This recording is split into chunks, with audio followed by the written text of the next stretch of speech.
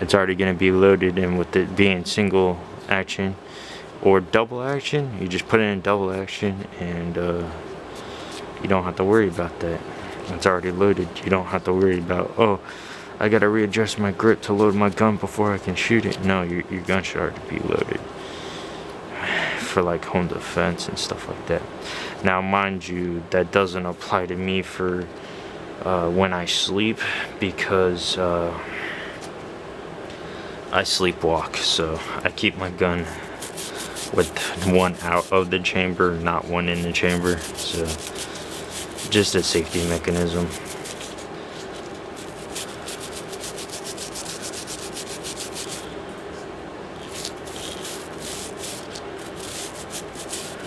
My spring was super dirty, and some of the paint's already wearing off too as well, which is surprising at how quick that paint came off, because my FN, after 3,000 rounds, still has so much paint left on it.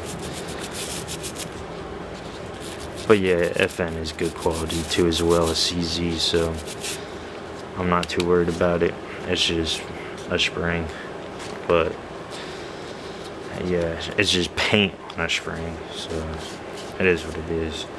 I have noticed some coating coming off of like my barrel and stuff like that, and the rails and stuff on both these firearms, but that's just what happens naturally. It's nothing to be concerned over. It doesn't mean that makes it an unreliable firearm or a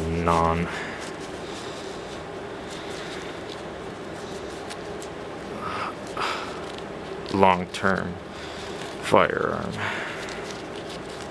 And by a long-term firearm, I mean surviving 10,000 rounds without having to be fixed or worked on at all.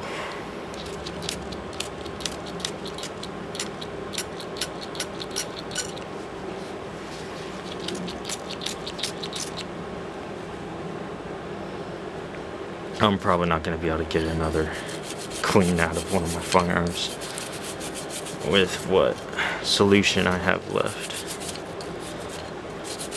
But as you can tell, I clean my firearms a lot because I shoot a lot. I shoot twice a month as a must. It's expensive, but it's important to me. I want to improve my skills as well as be ready for if I ever need to use them and be trained up more than a normal person would.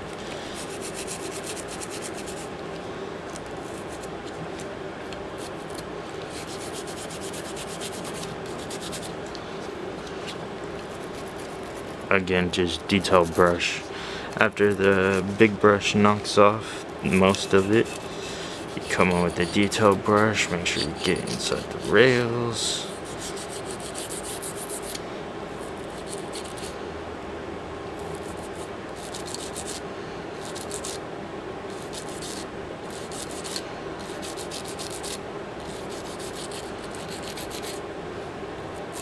And this process can be faster than what I'm doing. I'm just taking my time, kinda. When I first started cleaning guns, I just did it faster. But I started taking more time with cleaning them. It's just a personal thing. How much time do you want to spend cleaning your firearms?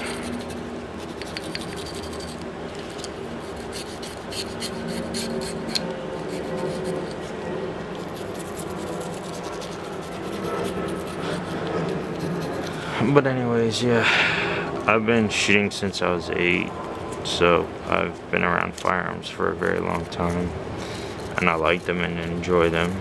I have a wide variety of guns that I've shot, but not nearly as many as I like, and I feel like I have more experience and I'm more comfortable when it comes to rifles and shotguns, but I'm getting there with handguns. It's just, handguns are way harder. It's a whole different ballpark, a handgun versus a rifle. You could be a good rifle shooter and go to handguns and be horrible. It's completely different. A lot of people say that the fundamentals transfer over, but they do not at all. Same with going from handguns to rifles. You could be an excellent shot with the rifle and with the handgun, and go to a rifle and be garbage.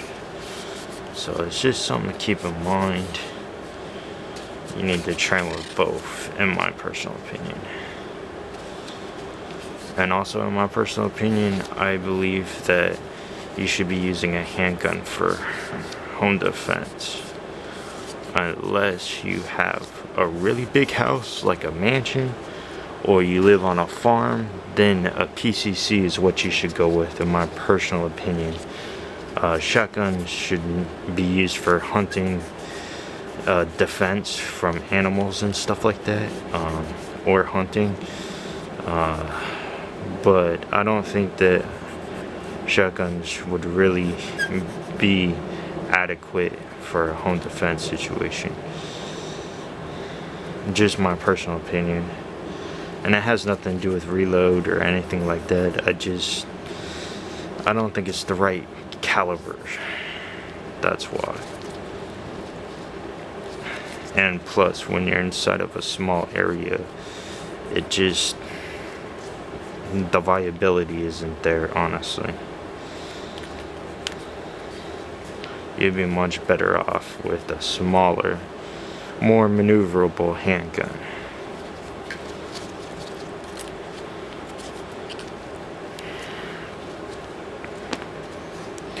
But again, it's all about personal opinions. It's mainly about what you're more comfortable with. If you're really comfortable shooting concealed carry micro compact guns, then that should be your home defense gun. If you're more comfortable shooting full size like 1911s, or like the Cz P09 or a Glock 17, then you should be using those for your home defense gun. It doesn't really matter too much about capacity, because you're not having to worry about carrying extra rounds on you. So just have extra magazines loaded, and there you go. Most compact guns, you could get extended magazines, so you carry with the smaller magazine, and then when you get home for home defense, just switch over to the extended magazines, and there you go. Problem solved. But it's really what you practice most with is what you should be using for your home defense, because you don't want to have a home defense gun that you never shoot. So say like all you ever practice with is your concealed carry gun, and then when you go home, then you get your full size gun out. It's like, no, that's not the right way to go about it. You should be using what you train most with. And if what you train most with is your carry gun, then that should be your home defense gun. Same with shotguns. Like, who is gonna go to the range and shoot 1,000 rounds of shotgun ammo? It's just impractical. Now, a PCC is different. Somebody would go to the range and shoot 1,000 rounds, no problem. So yeah, that's another reason why it's more viable, in my opinion, than going with a shotgun.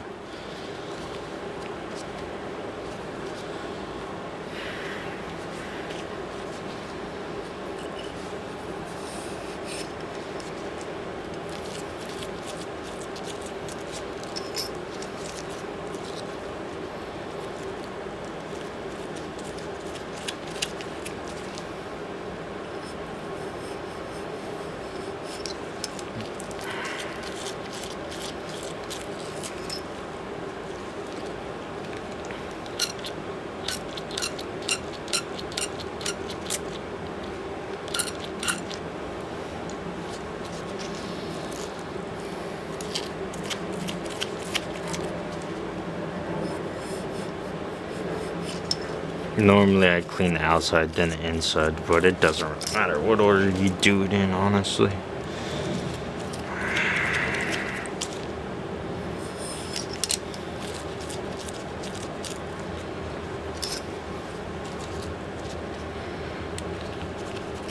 Before I run through the inside, I'm going to hit the outside real quick and be done with it all in the same pass. Make sure you hit your feed ramp. That's gonna be really disgusting.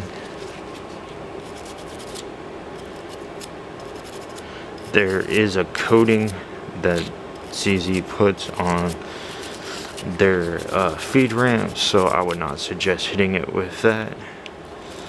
With the brass bristles, I don't know why they put a coating on their feed ramp, but it is what it is. Now some people would look at it and think that it's unfinished, but no, you can see it's polished. It just has a coating on it, the same coating that the barrel has on it.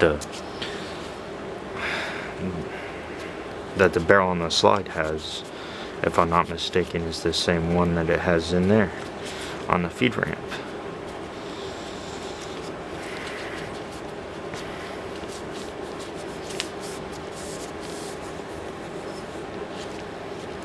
See, that one was pretty much pure white, and you see how much stuff comes off of it. That's why it's so important to do this cleaning.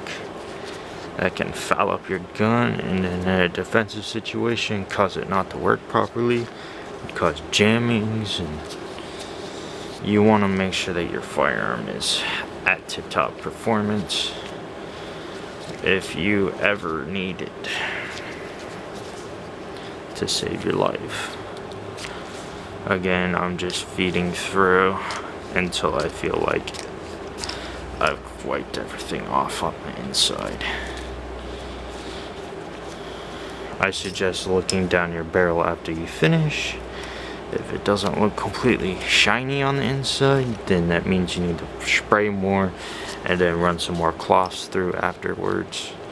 I would suggest running the brass bristle through no more than 5 times. Any more than that, it's excessive. You don't really need to do it more than 3 times, honestly. I suggest using these over the snake. Personally, I think that they clean your barrels better. We're not dealing with rifles, so you don't have to worry about all that kind of stuff that you would have issues with if you're using this sort of thing on a rifle, on a precision rifle. So since we're not cleaning a precision rifle, by all means, this is the way to go.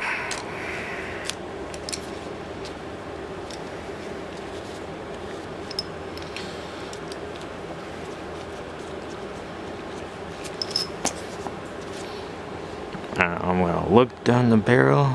Looks clean and shiny. It looks like there's a little bit of residue left, so I'm gonna spray it down in and just run a couple more through. I'm only gonna run 2 more through this time. Maybe 3, I don't know. We'll find out. That's why it's important to look down your barrel. And then after this, I will change my gloves, because these gloves have the cleaning solution on it. And then after I get new gloves on, then I will oil. And I'll show you my oil points and the way I oil. Yeah, see, a lot more came off. And that's why it's important to look inside of your barrel. Now normally 3 passes with the cloth is plenty enough, but in this case I shot a lot of rounds through it, so anything over 500 you might have to do 5 to 7 of them probably. This makes number 4 and it's already a lot cleaner, so I'll do 1 more and that'll make 6 or 7, I'm not sure, but around there.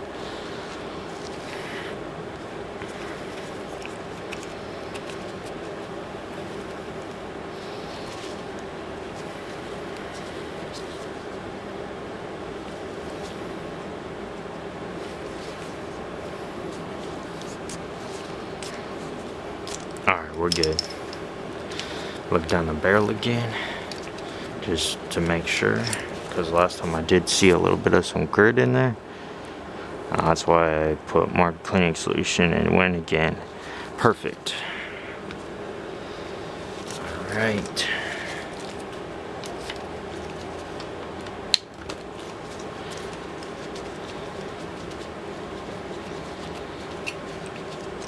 So now this is an important part. Change your gloves. It'll help you from cross-contaminating, because that's gonna have all the dirty stuff on it. So when you obviously are taking them off, grab them at the wrist and then just roll them inside out, so that way you're not getting it all over the place.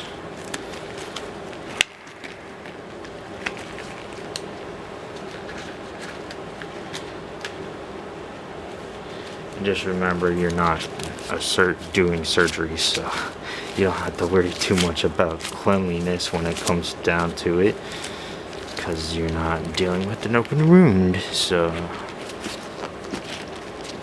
if you have to readjust your gloves, that's more important than worrying about, oh, I just touched the front of my gloves, I just cross-contaminated them. Alright, so don't put oil on this. I've seen people do it, but you don't want to put oil on that. That's just going to cause issues with possibly your gun coming undone while you're shooting it. So yeah, obvious oil points right here and here, and in the back right here, and on the side front walls too, as well as down inside of it. And then just kind of use your finger to get it mixed around. Now everybody would say put it on your moving parts, including your trigger and assembly and stuff like that. I don't do that personally.